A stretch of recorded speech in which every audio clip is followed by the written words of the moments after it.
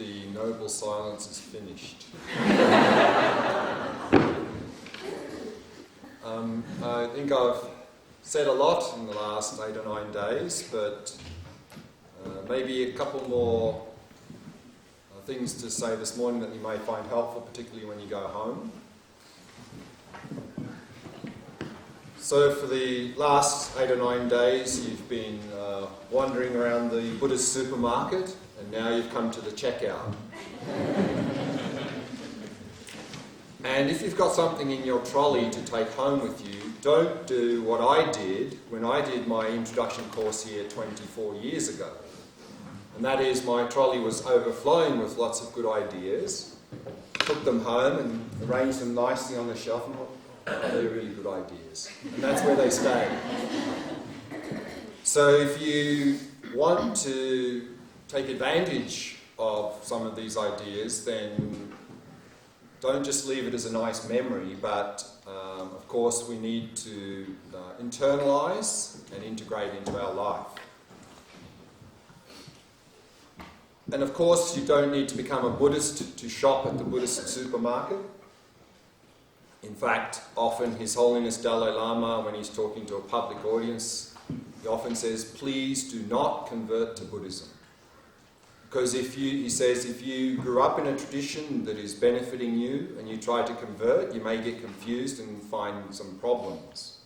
Rather, if you find some good ideas in Buddhism, then use them to become a better whatever you already are, whether you're following a religious or spiritual tradition or not. And he also often says then, but if you didn't grow up in a tradition, or the one you grew up in is not really benefiting you, and you feel like the Buddhist tradition is the one that really suits you best, then eventually you can think about becoming a Buddhist. But again, it's not so important what you call yourself, but what you do with your life is the important thing. And of course, we don't need to buy everything at the Buddhist supermarket. So just pick up those things which you find very useful now, use those.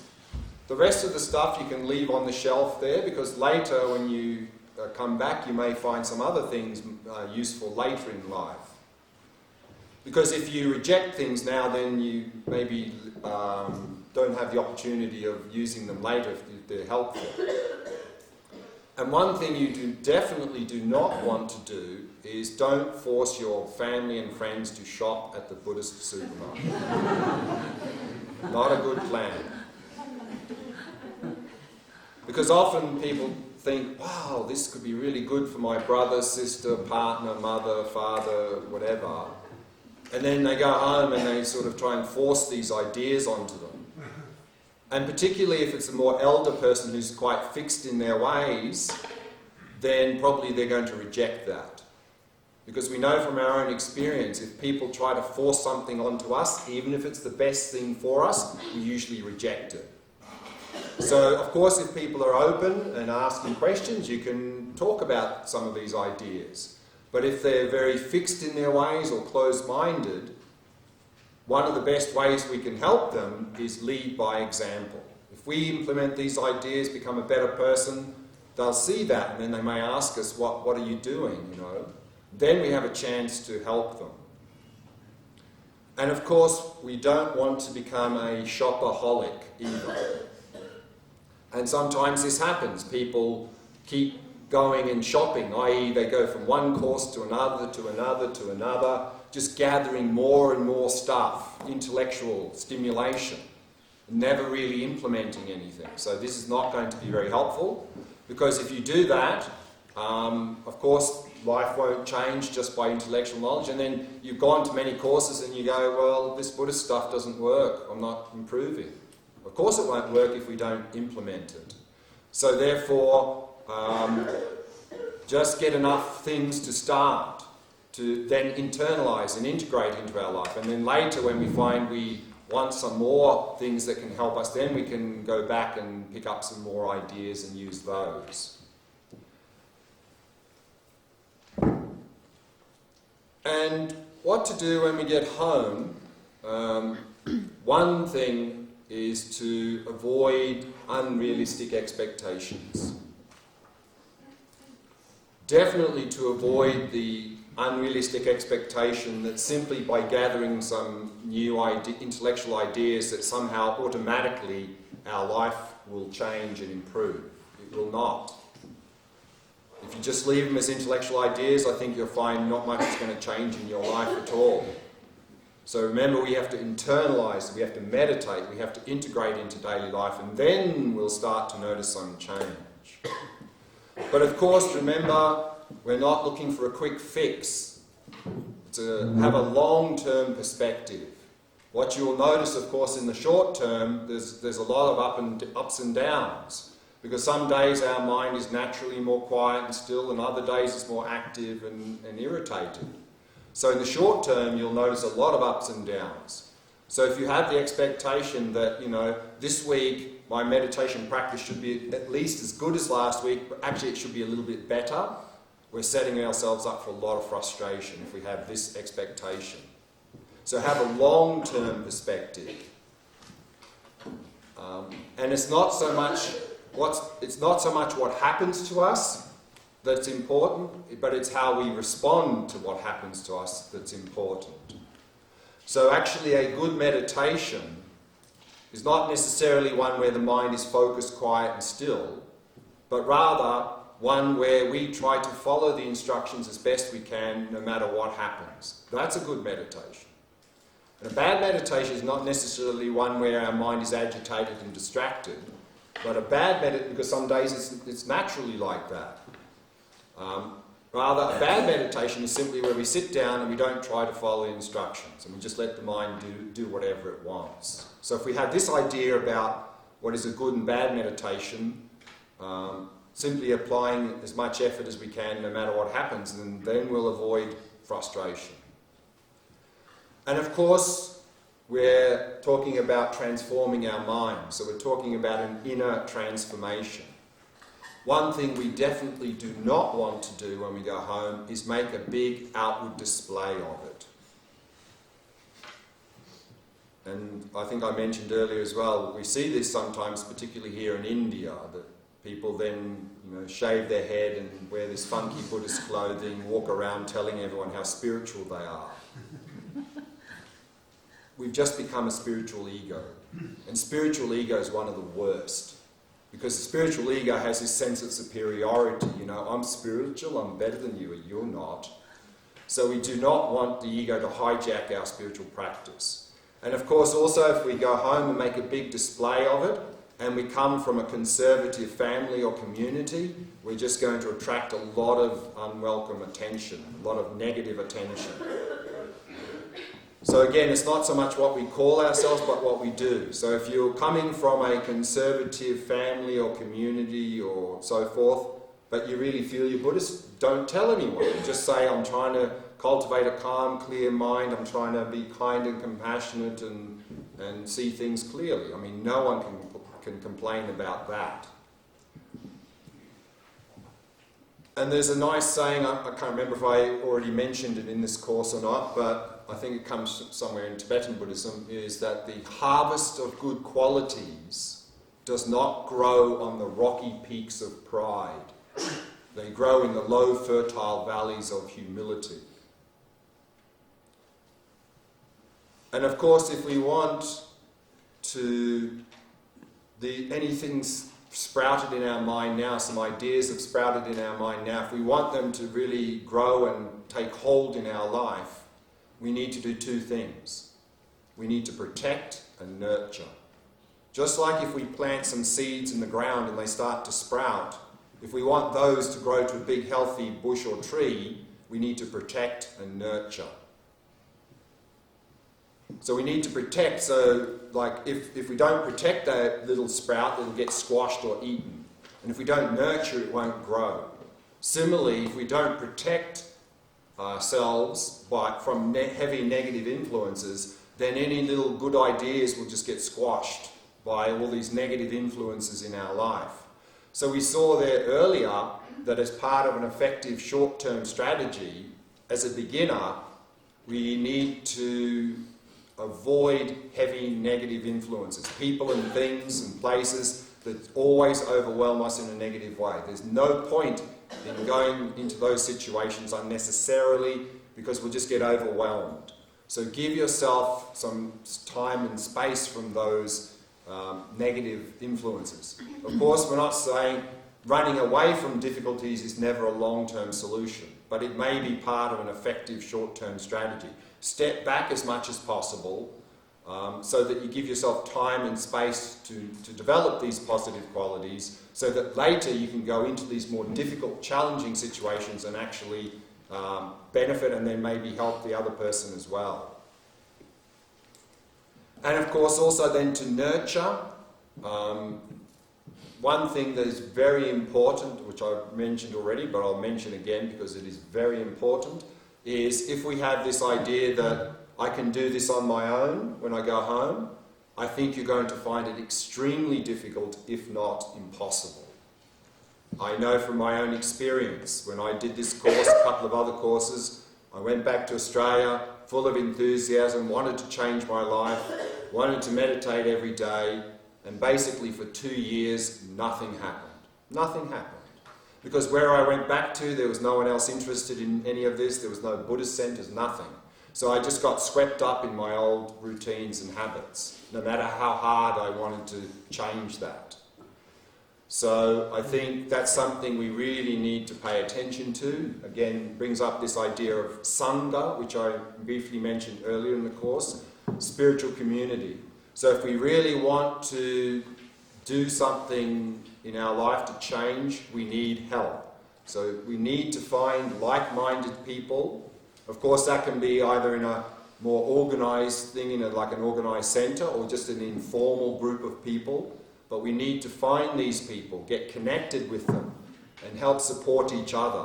Because if we try and do this on our own, unless we're very strong-minded, I think you'll find it very, very difficult, if not impossible. We just get swept up in our old habits and routines.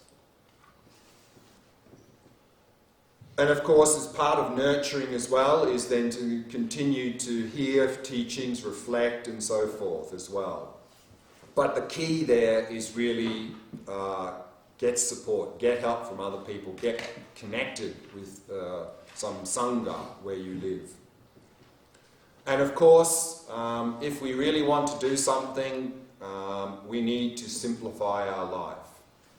The reality is many of us in the modern world have very busy lives, and then often I hear people saying, I'd really like to meditate, but I don't have time to meditate. I mean, of course, that's never a valid excuse. Of course, the reality is most of us have very busy lives. In fact, we don't have enough time to do everything. But what we really need to do here is look at our life. Because, of course, there are certain things that most of us are essential activities that we do. Most of us probably have to work at some level to financially support ourselves. Maybe some of us have got family responsibilities and other responsibilities, essential things we have to do. But above and beyond those essential activities, we tend to fill up our day with lots of stuff.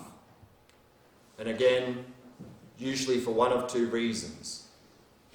Because it's often felt like in our modern society, if you're not doing something, you're not being productive. So just do something, do anything. And of course, if we're sitting quietly and not doing anything, that really forces us to look at the state of our mind, which is a mess. So we don't know what to do with that, so we just distract ourselves, we busy ourselves so we don't have to look at our own mind. So of course, what we could do is just forcibly cut things out of our life, but I think you're going to find that very difficult and challenging. But rather, as we saw early in the course, what is very much recommended from a Buddhist perspective is to reflect on two things: precious human life and death.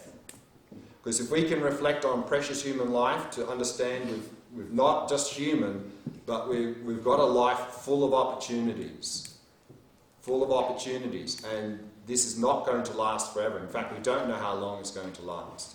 If we really internalise those two things, of course, intellectually, we probably all know that we've got a life full of opportunity and not going to live forever. But that's not enough. That's not going to change anything. That's why we need to meditate on these things, internalise them. So we really experientially appreciate what an opportunity we have, and it's not going to last forever. And we see this sometimes in people who've had so-called near-death experiences.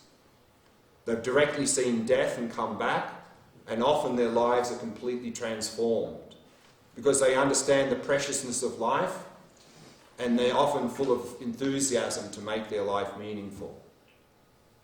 And also, I remember some years ago in this course, there was one lady, she was a Irish nurse, and she was working in the hospice movement in the field, caring for terminally ill people. And she told me that it wasn't uncommon if people got past the first point of denial, that they accepted that they were going to die in not too distant future. She said it wasn't uncommon for her to tell her, for the people she was caring for, to tell her that actually getting the terminal illness was the best thing that ever happened to them in their entire life. Because now they experientially see the preciousness of life. So of course we don't need to have a terminal illness or a near-death experience to have this aspiration. We just reflect, meditate, internalise, and then we can really have this enthusiasm to make our life meaningful. And on that point, I'd just like to read from two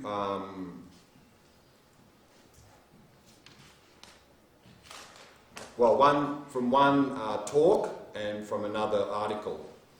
And the first one is a couple of paragraphs from a talk that Steve Jobs gave some years ago to students at Stanford University. So I think you all know who Steve Jobs was. And he said this: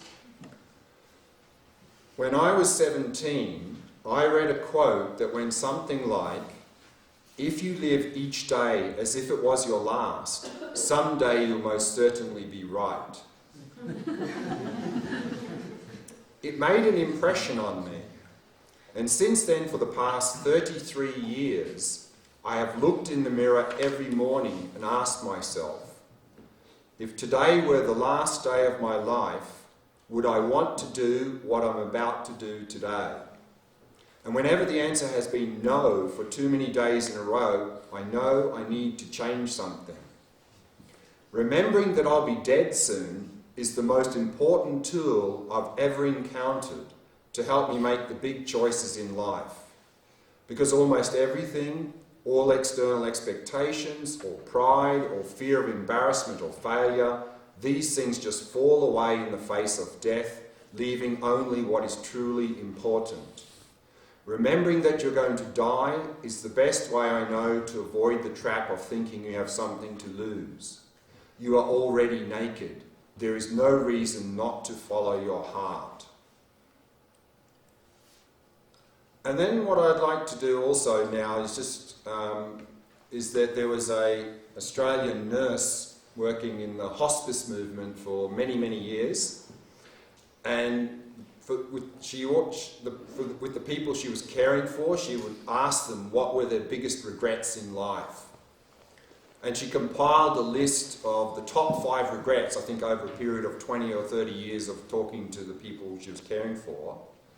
And so I'd like to share those.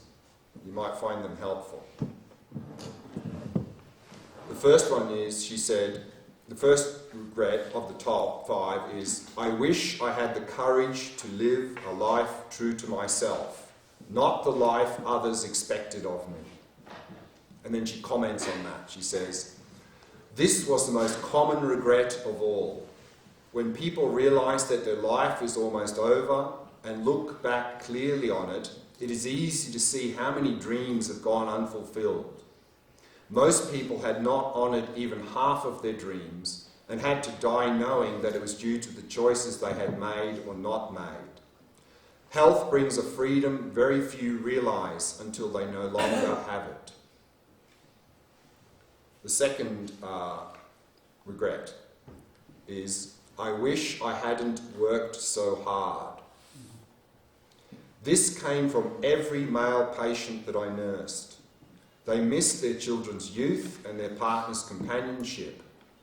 Women also spoke of this regret, but as most were from an older generation, many of the female patients had not been breadwinners.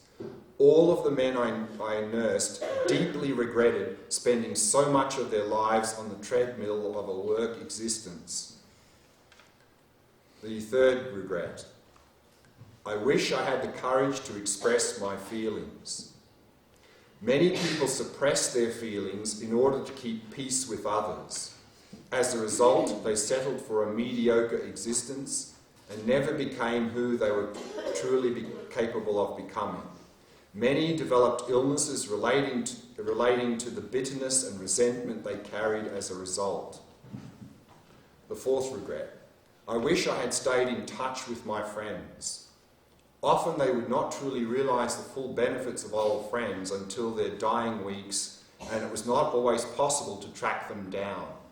Many had become so caught up in their own lives that they had let golden friendships slip by over the years.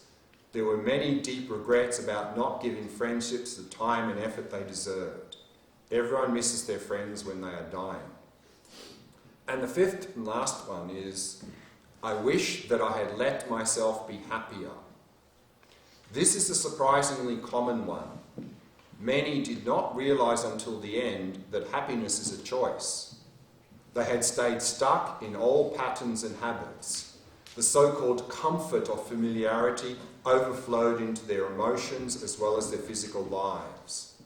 Fear of change had them pretending to others and to themselves that they were content, when deep within they longed to laugh properly and have silliness in their life again. And when we are looking to make our life meaningful, then often people come up with a dilemma. Often people go, should I do the career thing or should I do the spiritual thing? I think this is not a good way of thinking. Because if we give up our career, one, how are we going to financially support ourselves? And two, if that's the one thing we're good at, we've given up the one thing we can do to benefit the world. So rather, we need to integrate the two. And that is, use our career or our talents in a more meaningful way to benefit the world. In fact, exactly this dilemma one intro student here had some years ago. He was an Indian man and he came to talk to me in an interview, and he said he had this dilemma, and he said he was in marketing and he said he was very good at marketing. I mean, he didn't tell me what he was marketing, but probably nothing particularly beneficial. Maybe drink more Coca-Cola or something. And so he had this dilemma because he said he was very good at it. I said, no, don't give up marketing, but use your talents to market something more useful, like renewable energy or something. So I think whatever field we're in, we can do that. We can find a way to use our talents to benefit. And the thing is that to really do this as well, in terms of career, we really need to shift our worldview. If our worldview is about what I can get, then we're never going to be satisfied. Even if we're the CEO of a top company in the corporation in the world, we're never going to be satisfied or fulfilled because we're never going to get enough. So if it's all about what we can get from the world, whatever career we do is not going to be rewarding and satisfying. Rather, if we can shift the worldview, and it's not so much what we can get from the world, the happiness is not out there, but it's within ourselves, then our worldview is what we can bring to the world. Then we can even have a very simple career or job and find it very rewarding and meaningful. And actually on that point, I'd like to read part of an email I received from a student a few years ago. He was a German school teacher, and so this is what he said. About 2 years ago, I participated in your 7-point mind training course at Tushita. And many times during the past 2 years, I was thinking about sending you a mail and telling you how much those 9 precious days meant to me, and how much in my life sparked out of the inspiration and insights gathered during those days. After the course, I returned home and picked up my life just where I left it, teaching science in high school. But so much had changed. My approach to my work, my life, my friends and my pupils had changed. Some weeks into the term, I was teaching 11-year-olds for the first time in my life. I started beginning my lessons with little awareness exercises. Those youngsters are so bouncy after breaks, so I was looking for a method to get them focused in class without using force. I taught the benefits of sitting upright for keeping focused, and little awareness exercises like observing the breath, listening to sounds, tasting chocolate properly, and so on. It took around 3 minutes before the beginning of the class, but somehow it changed everything. To my amazement, the kids just loved doing these exercises. I started to use these techniques also with my other classes, from 14 to 18-year-olds, and the same thing happened. They started to demand the exercises, and somehow using these methods, it created a real bonding between my students and myself, culminating in my students asking me to make the speech at their prom night at the end of their high school years, which was pretty amazing.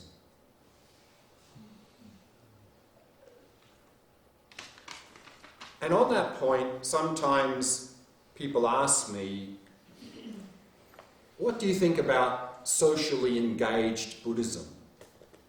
And when I hear that, I'm a bit puzzled. And I'm thinking, is there any other Buddhism apart from socially engaged Buddhism? But I understand where they're coming from, because often people end up in extremes, because they sort of see people meditating, Buddhists meditating, and they're saying, well, what help is that to the world? They say, don't do that, rather go out and do something. But that can also come to an extreme. There's a nice saying I like. It says, if you want to change the world, change your mind. But that doesn't mean you're sitting in a cave meditating and then the world changes. What that really means is if we really want to be a positive effect in the world, we need to work on our mind. Because if we want to be a social activist and we go into that with a lot of hatred and anger and so forth against those people, the perpetrators of harm, then we, instead of becoming part of the solution, we become part of the problem. So if we really want to make a positive impact in the world, we need balance. We need to develop ourselves, and then, of course, we need to go out and use our talents to benefit the world. For me, this is socially engaged Buddhism. It's not about stopping meditating and going out there and using anger and hatred to try and change things. That's not going to work. We see that you just become part of the problem. And then, of course, if we want to progress, we need to have daily practice, continuity.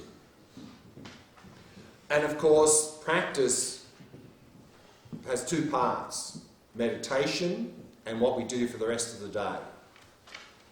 Because if we just diligently meditate every day for even 30 minutes or an hour, but we jump up and run around like crazy for the rest of the day, reacting as we normally do, then any little benefit from meditation will be overridden by that. So if we want to progress and develop in our life, we need to do both. Because if we don't meditate and we just try to change our daily life, you'll find that's going to be very, very difficult. If you meditate, you'll have a little bit of a basis to begin to do that. So if we do those 2 things together, then we'll progress. What to meditate on, of course, or what to practice, we saw that in all Buddhist traditions, there are the 3 core areas of practice: ethics, concentration, wisdom. So, of course, the basis of any meaningful lifestyle, any meaningful life, is ethics, avoiding harmful behaviour. On that basis, we engage in the concentration or shamatha practice to cultivate a calm, clear and focused mind. And on that basis we engage in the Vipassana practice to come to an insight into the nature of reality, to come to realise things like impermanence, suffering, no self, emptiness, dependent arising. And of course that wisdom practice we need to balance with the compassion wing of practice. So what we can see then is, on the basis of ethics, 3 areas of practice. Shamatha, and on that basis we engage in the Vipassana and compassion practices. And of course we need to put effort into practice to overcome laziness. But of course effort is not about gritting our teeth and forcing ourselves to do anything. If we turn spiritual practice into some sort of hardship that we have to endure, we've completely missed the point. So remember, effort in Buddhism is defined as a mind that delights in virtue, a mind that's happy to do good things. So if we reflect on the benefits of all of these practices, then no matter how difficult they are, because we appreciate the benefits, we'll joyfully do them. So if we want to progress, we need to have that joyful attitude in everything we do. Otherwise, we'll give up. And as the great Indian master Shantideva says, no matter how difficult something seems, everything with practice becomes easy. So all we need to do is practice and it will become easy. And again, if we want to progress, we need continuity. Continuity, of course, means not only daily practice, i.e. meditating and integrating in a daily basis, but also continuity in terms of meeting together with the Sangha, spiritual community, regularly, ideally at least once a week, where you can get together, discuss maybe a bit of meditation and so forth to help support each other. And then also, in terms of continuity, I think it's going to be very helpful, at least once a year, to come to a retreat, a meditation retreat.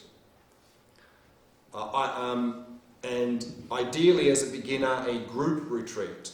Because if we try to do a little retreat on our own at home, again, as a beginner, you're going to find that very difficult, even if it's 1 or 2 days.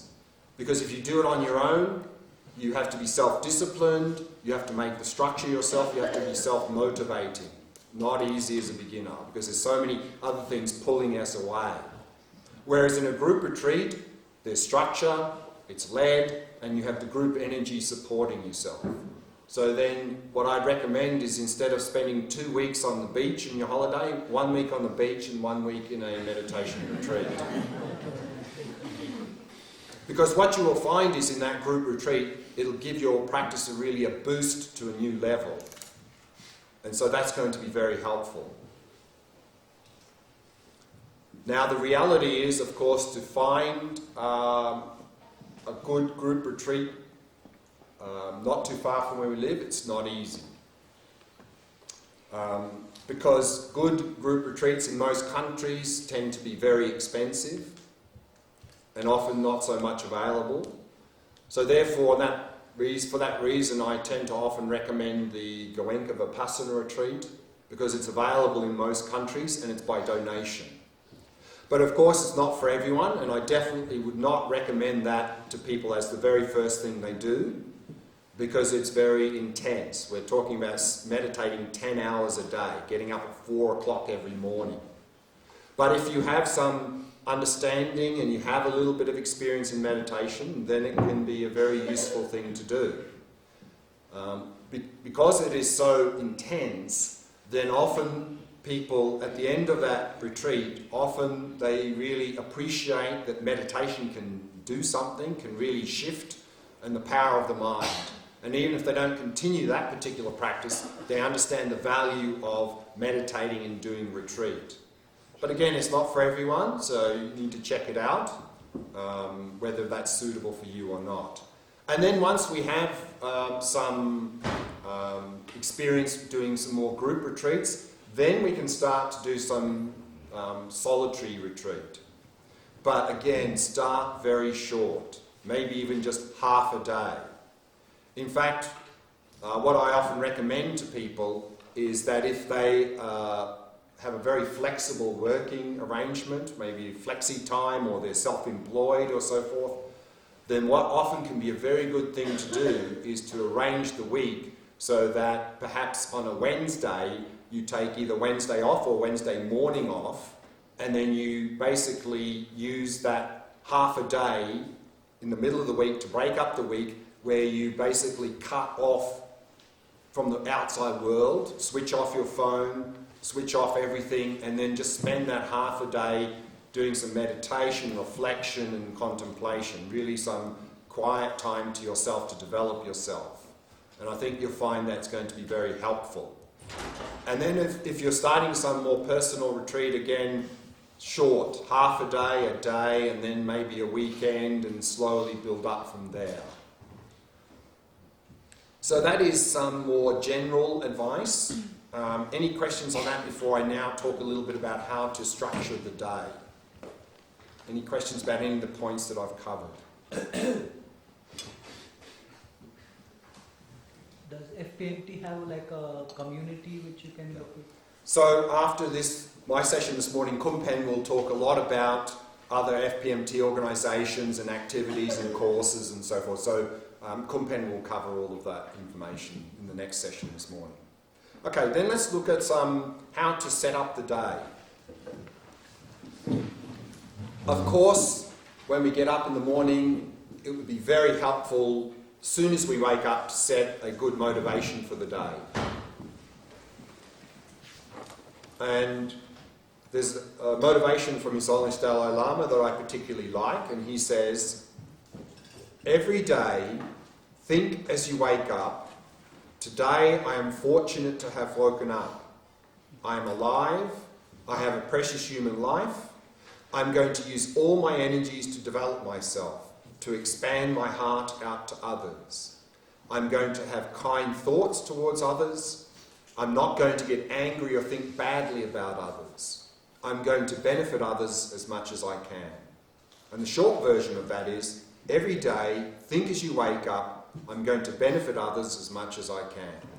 So I think if we have this motivation, that's going to start the day in a very good way. And as we mentioned, a daily meditation practice is going to be very, very helpful, almost essential if we really want to start to change. And it's often recommended to do that daily meditation first thing in the morning when we get up.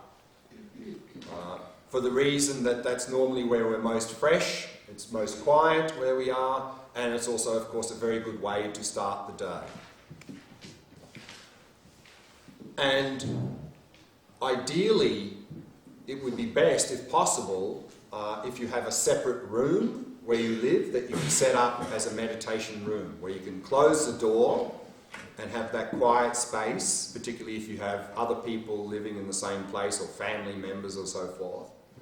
And then, but some of us, of course, don't have a luxury of an extra spare room, but then I would recommend set aside a corner of a room as a meditation place. Because if you just get up and meditate on your bed, then usually bed is associated with sleep, so you may just catch up on some more sleep. So rather set aside at least a corner of a room for meditation and make it comfortable, clean and inviting. It's like somewhere you would like to go. And what I would really recommend too is to meditate at the same time every morning. Because one of the biggest challenges with having a daily meditation practice is simply developing the habit.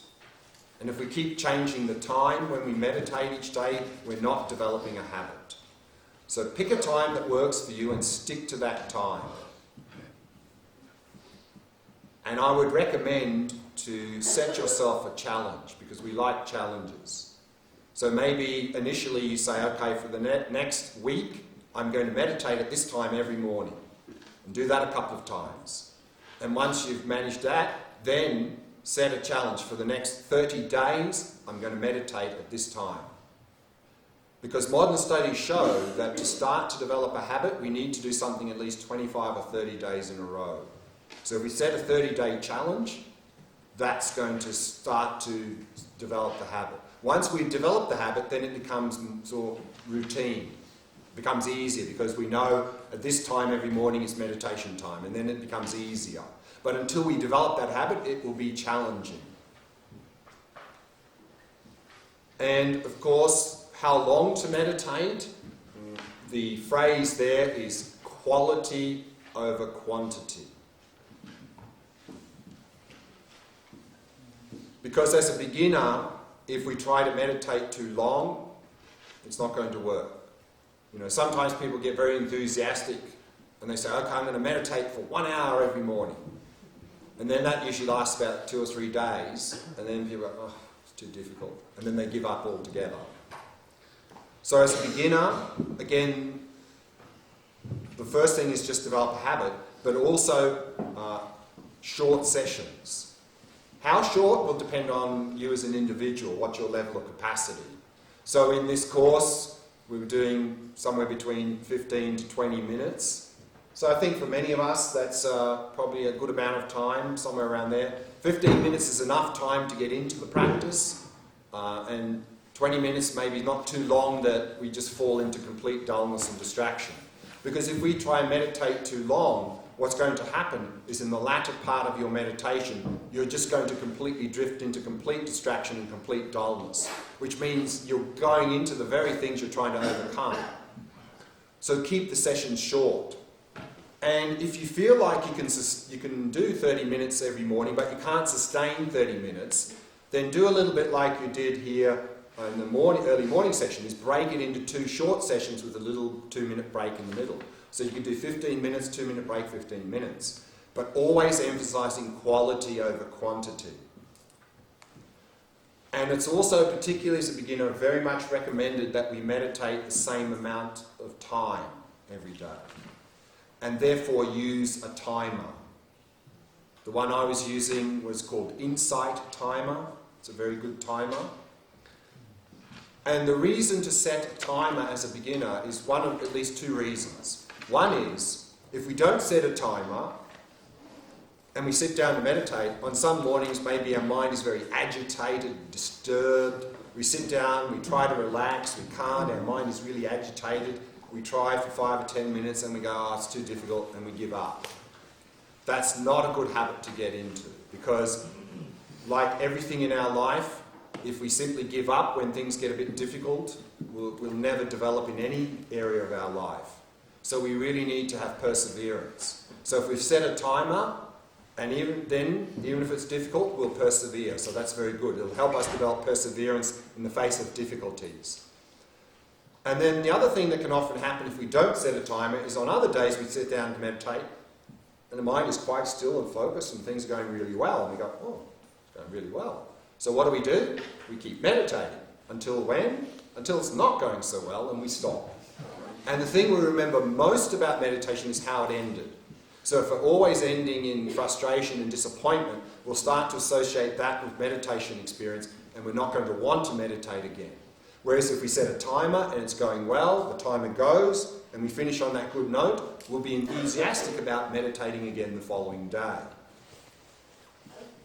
But of course, if we want to go deeper into any practice, then at some point we'll need to slowly expend the amount of time we meditate. Because if we're only ever doing 15 minutes in the morning, that'll only get us so far. We won't get that far in any practice. So how to know when to extend the amount of time we meditate? One measure is that if our normal experience is that at the end of the meditation, our normal experience is, oh, I would have liked to have done a little bit more, that's a sign, it's a time to extend. But don't double the amount of time. So if you're doing 15 minutes, don't go to 30 from one day to the next. Go 3 to 5 minute increment, maybe an extra 3 minutes or an extra 5 minutes. And then work with that for some time until you get to the point where, oh, I'd like to do a little bit more. But always emphasizing quality over quantity. What to meditate on? Again, what we've seen here in this course and in all Buddhist traditions is the foundation meditation practice, of course, is shamatha, is the concentration practice. And I think particularly for many of us in the modern world, that's certainly something we really need to emphasize a lot initially. Because many of us in the modern world, due to the type of life we lead, our attention skills are very poor. And studies show that with each new generation, the average attention skill is going downhill dramatically. And often it's because of the technologies. Smartphones is one of the biggest culprits of this. So if we find that our attention skills are very poor, that's where we really need to emphasize a lot. Because there's no point in doing all these other practices of compassion and vipassana and so forth with a completely distracted and dull mind. We're not really going to get into those practices at all. So here, of course, in this course, in terms of the shamatha practice, the concentration practice, we worked with 3 different objects: the breath, the mind, and then just resting in awareness. And as we saw, each one of those 3 variations of the shamatha objects has its own unique benefits in the modern world. And of course, the general recommendation of what object to use for shamatha is use the object that works best for you. And probably for many of you, it'll be the breath will be the best object to use, one of the variations of the breath practice. And that's the one that's probably most widely emphasized in many Buddhist traditions. But actually, some of you may have found observing the mind more suitable. And some may even find that resting in awareness was the best. So it's not like we have to start with the breath and then move in that order. So just use the object that works best for you.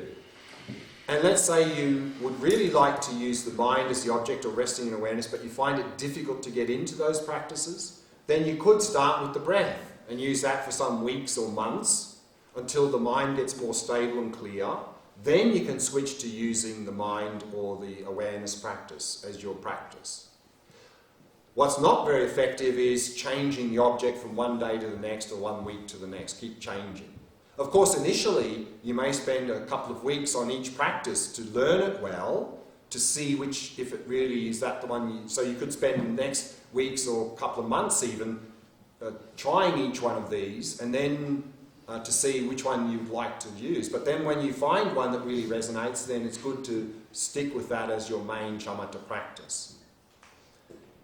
And then the other 2 areas of practice, of course, were the 2 main wings of wisdom and compassion.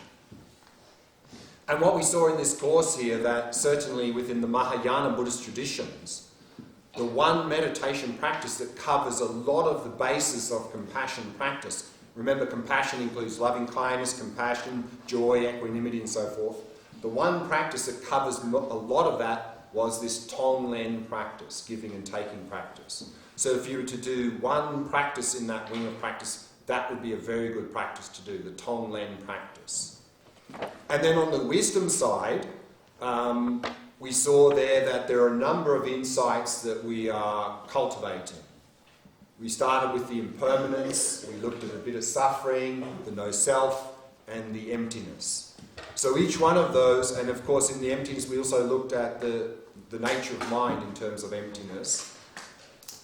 And as I mentioned, I think I mentioned that impermanence is really the basis of the others, and it just coming to an insight into impermanence is quite close to emptiness actually. So actually impermanence could be a good place to start. And particularly what we find certainly in the Goenka retreat, that's where they start, of course, and they use that with respect to the body. So just simply doing that sort of body scan can be very helpful for coming to an insight in impermanence, and also for many of us in the modern world, we tend to be caught up in our conceptual mind. So much so that we've lost touch with our own physical body. So by doing this particular practice, very simple practice, just scanning the body, it can really help us to get out of that obsessive, compulsive, discursive mind into the body, and it can really help us to gain an experiential insight into impermanence. And so that can be a good place to start. But then as we saw here that this practice of emptiness, certainly at the deepest level, whether we're looking for me, the person, or the mind, or something else, is going to be very effective at releasing this grasping, this me grasping.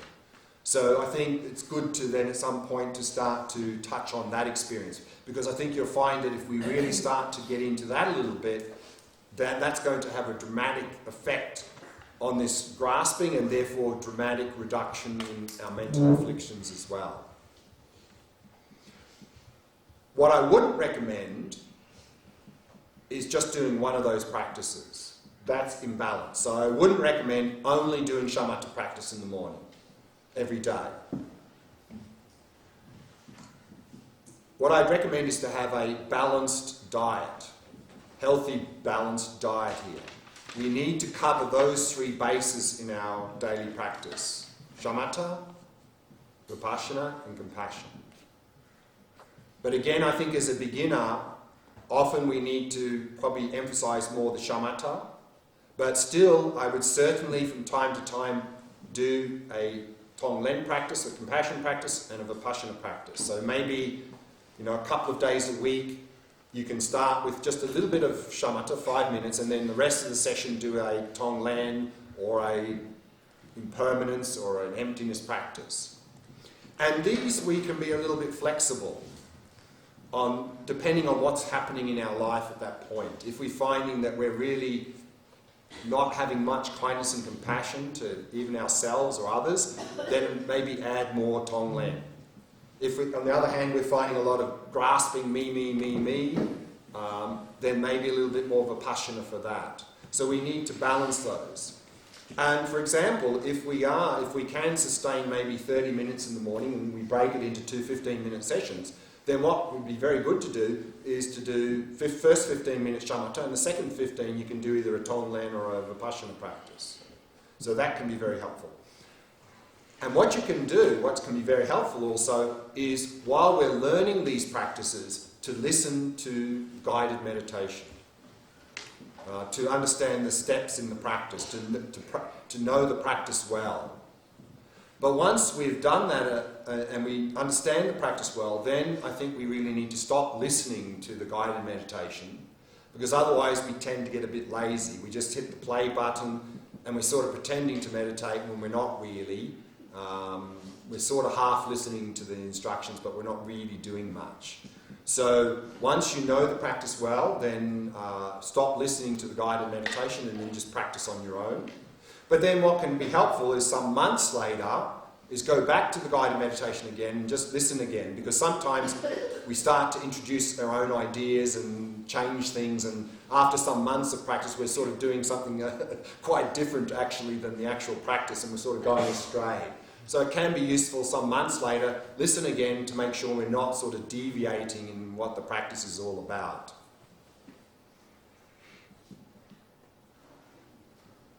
And then what to do in terms of bringing it into the day. So if we want any practice to progress, we need to bring it into the day.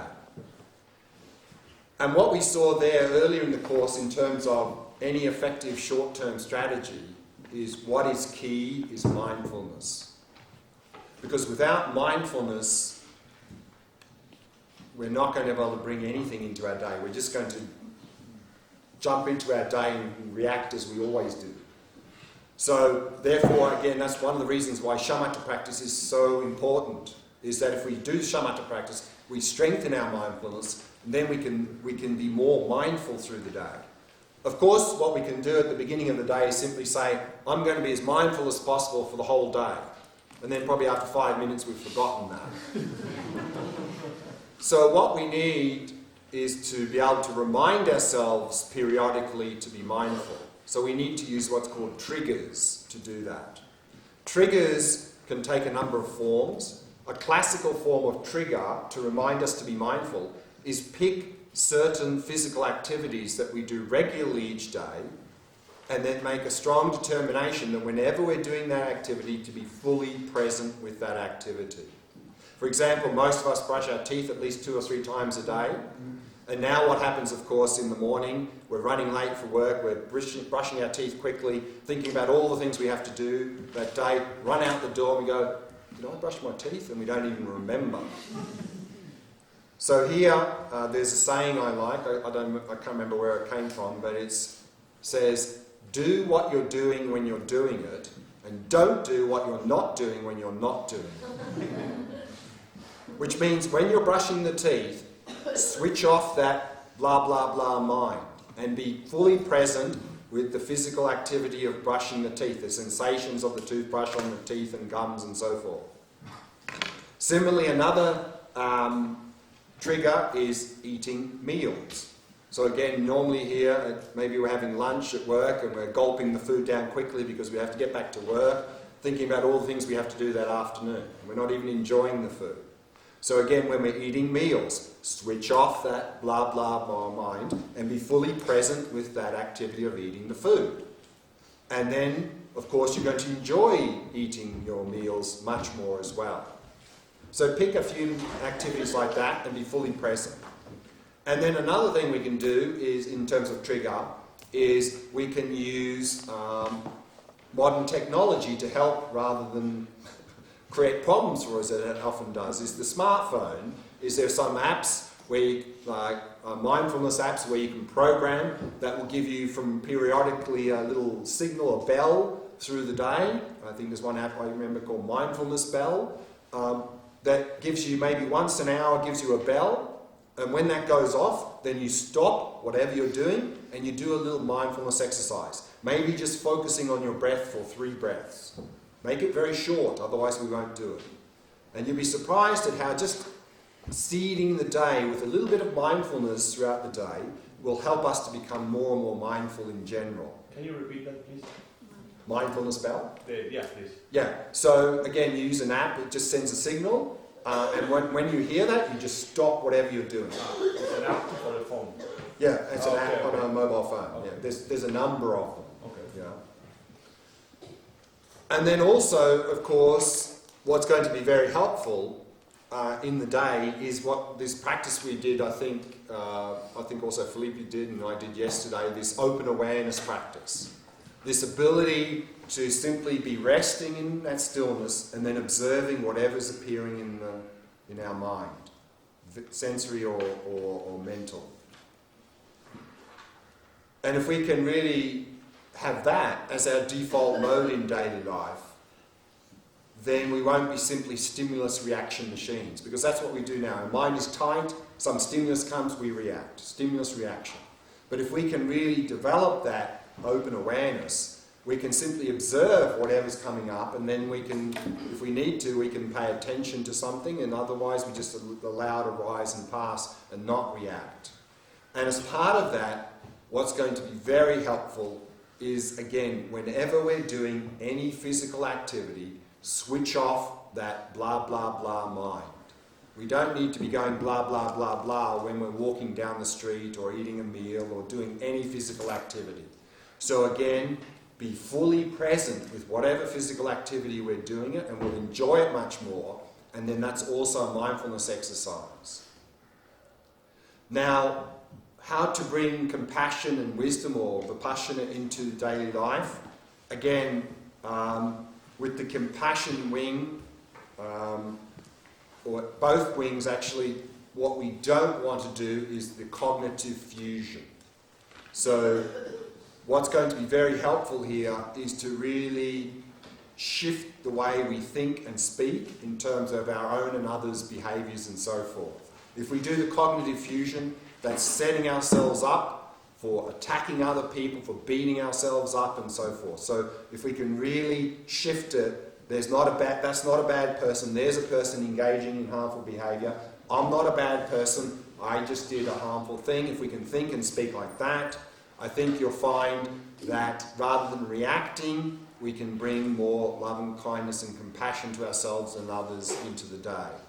And also when we're relating to other people, is to have a broad perspective. Don't have a first-person perspective of simply, how is this affecting me? Because if we do that, high probability we're going to react. So what can be very helpful here is whenever we're interacting with another person, have at least a second-person perspective.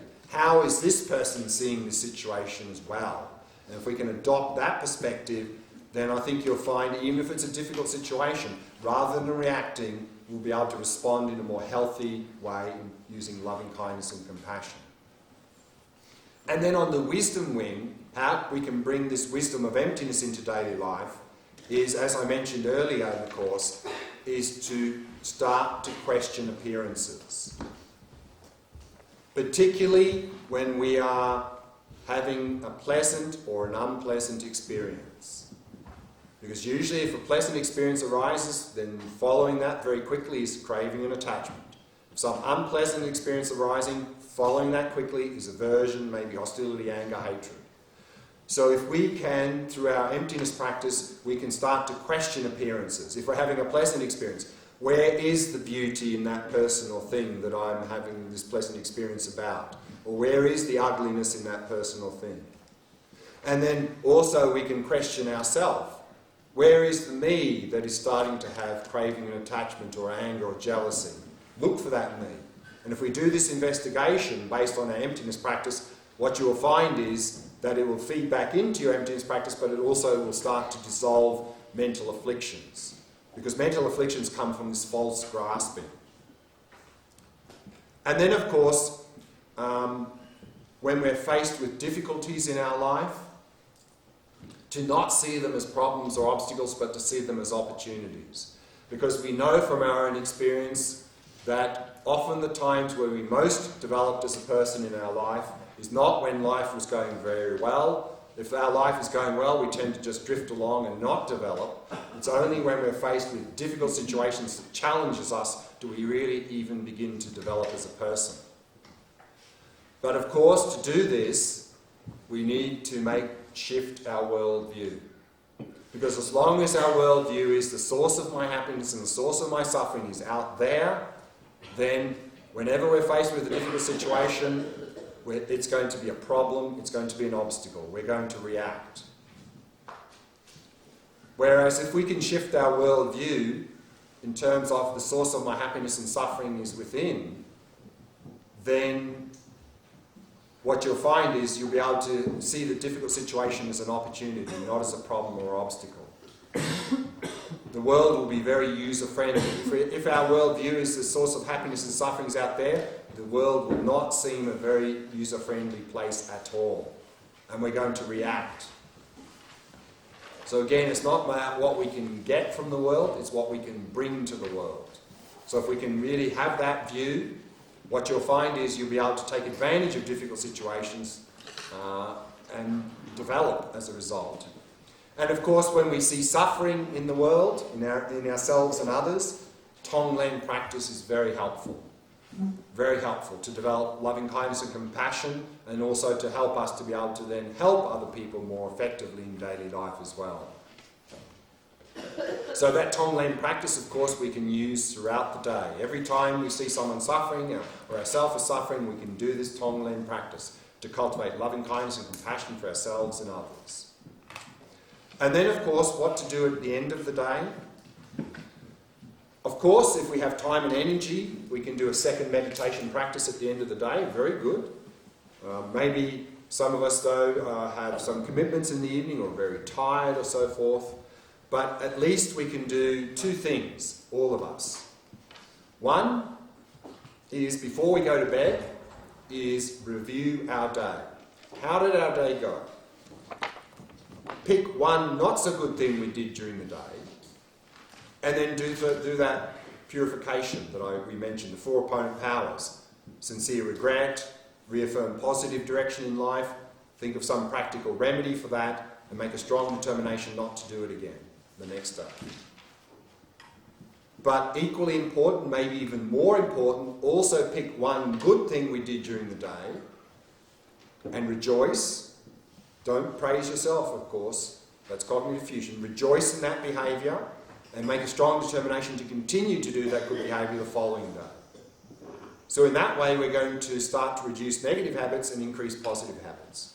But I think a third thing that is also very important in our modern world is think of one thing that you received during the day, and we receive many things throughout our day, and develop gratitude. Have gratitude for receiving that. That's very important because we, again, in our modern world, we tend to take things for granted.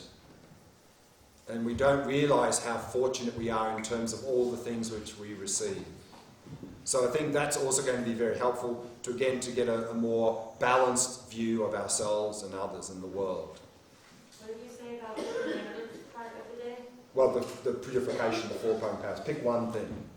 So if we do more than that, we're not going to do too much. Just one negative, one positive, and one thing we receive. That's it. Keep it short, otherwise we won't do it. Well, what do we do with the negative that's not dwell on it? Well, we do the purification. We have sincere regret, reaffirm positive direction of life, think of a remedy, and make a strong determination not to do it again. Of course, we don't want to do cognitive fusion with negative or positive, of course. And then the very last thing we can do is when we go to bed, is to go into the Shavasana or corpse posture, that is lying flat on our back, arms to the side, palms facing upwards. And particularly if we've had a very hectic, stressful, busy day, often we find it difficult to go to sleep. Go into that posture, and then on every out-breath, release any thoughts in the mind, releasing any tension in the body. Just keep doing that, which is a mindfulness exercise, of course.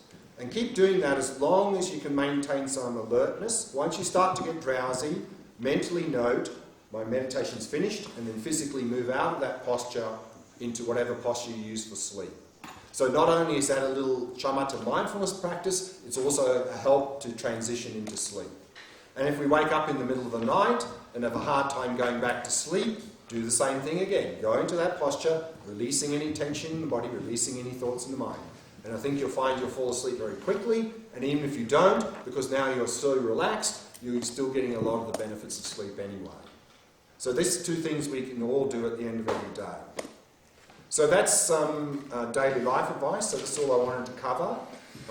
Any questions before we slowly wrap up this session? Yeah. How it's called, the practice you just mentioned? It's the posture is called Shavasana. It's from the yoga. Shavasana or corpse posture.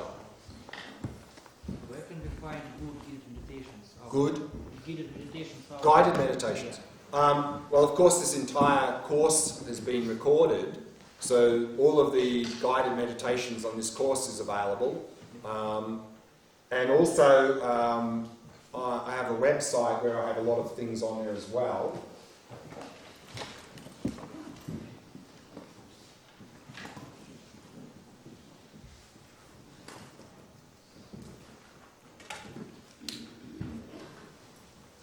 So all the courses I run and meditation retreats I lead, there's links to them all on that website there, so you can find a lot of things there. Also this insight timer that I mentioned also has a lot of guided meditations, and in fact I've actually just recently myself started to upload some of my meditations, in the shamatha practices on Insight Timer. So there's a lot of things on there. But of course if we're searching on the internet, we need to be a little bit discerning. And not just listen to anything, because sometimes the things that are put up are not so useful. So we need to check out, who the person is, if they're qualified and they're sort of within the tradition that we're sort of following, because sometimes the sort of meditations are very way out there. So we need to be a little bit discerning in the things we listen to from the internet, of course. You say that it's good to have a room to meditate, but when we are traveling for a long time, how can we do this? Yeah. Of course, when we're travelling, then it's not so easy. But of course, we generally have a room, a guest house room, and if we're staying in a dorm, that might be difficult. But if we have our own room, then we can meditate there. One thing I do recommend is, of course, as a beginner, one of the big distractions is noise. So ideally, we meditate at home, a quiet room. If we live in a noisy place or there's a noisy environment where we're travelling, what I really recommend, and I use them all the time, is noise-cancelling headphones that cancel out the noise. I find them very, very helpful. The good ones, of course, I got the Bose, top of the range, I think they're about $400. But for me, I spend double that for them because they're so helpful. Particularly like if I'm flying in a plane, I just stick them on and I can meditate, no problem. So, very helpful, particularly if you're in a noisy environment. Okay, let's slowly wrap up now. So just a couple more points before we finish. As I mentioned, the audio from this course it's all being recorded, and that'll be made available via Tashita Facebook page in the next day or a couple of days. And also I'll be uploading it as well. I have my own Google Drive. So I'll be putting a link on my website to that, so the audio, you can get it either through Tashita Facebook or through my website. And actually, for the very first time, I think, ever here at Tashita, we've videoed this whole course. And thanks to Felipe, he's put a lot of effort into editing that and uploading that and so forth. And that'll probably take a little bit longer, but probably in the next week or two that should be available. It'll be on YouTube. And again, it'll be announced through a link through the Tashita Facebook page. And also I'll have a link on my website. But you may have to wait a week or two before that's available. But again, thanks to Felipe, we're doing that, so that's great. In terms of reading material, there in your booklet, of course, at the back of your red booklet, there's a recommended reading list. But within that list, I think there's one book that's not on it that I actually recommended earlier, that I think is a very good book. If you want an overview of all the different Buddhist traditions, Theravada, Mahayana, this book called One Teacher, Many Traditions from the Dalai Lama. I think it's called Buddhism, the whole title is Buddhism, One Teacher, Many Traditions. And in general, what I find, certainly any books that from Dalai Lama are usually very clearly well written. For the shamatha practice, the book I really recommend is this Attention Revolution from Alan Wallace, so that's in your list. For the Vipassana practice, this practice of emptiness, the book I recommend as the beginning stages is How to See Yourself as You Really Are by the Dalai Lama. So again, that's in your list. And if you have some interest in Tantra or Vajrayana, and you want to appreciate what that really means, particularly from a little bit of a sort of Western psychology perspective, then a very good book, I think again in your list, is called The Psychology of Buddhist Tantra by Rob Priest. So that's a very good book to try and understand sort of what is Buddhist Tantra all about from a more Western psychological perspective.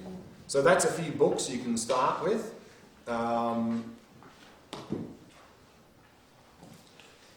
And as I mentioned, I have my own website, and I have a lot of audio, video recordings on there you can get hold of.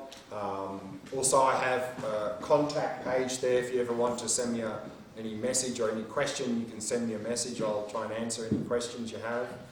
Also, my teaching schedule I put up on there as well. So I sort of move around a little bit. So after this, I'll be in Australia for a little while. So I'm doing one or two things there. And then I'm back in Europe in the spring and summertime. So there's a few things happening next spring and summer in Europe. And of course, in terms of more general courses and things, then Kumpen's going to talk about that in the next session. So that's all I really wanted to say. So I'd just like to finish by first thanking Felipe for leading all the meditations and for doing all this work with the video. And if you'd like to make an offering to him, there'll be an envelope available during the checkout. And I think he'd really much appreciate that because he's living here and he's studying here, and to help support him for that, and also to continue to be a meditation teacher here at Tashita, that would be very helpful for you. And then lastly, I'd like to thank all of you for making the time and effort to come here. And I really hope that you got something out of these 10 days. And if you did, again, please don't just leave it as some sort of nice memory, but take it home with you, use it, integrate it into your life, develop yourself, lead a more meaningful life, and then try and help others around you as much as you can, because the world is in desperate need of help. So, thank you.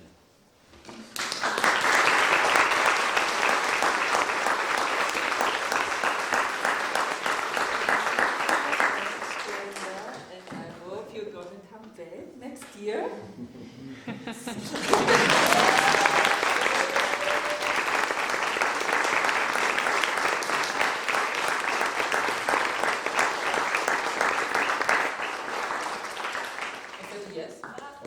Yes, I'm Thank you so much. Very kind. Okay, so those who have to go to the loo, please go quickly. Don't get stuck in the toilet chatting. And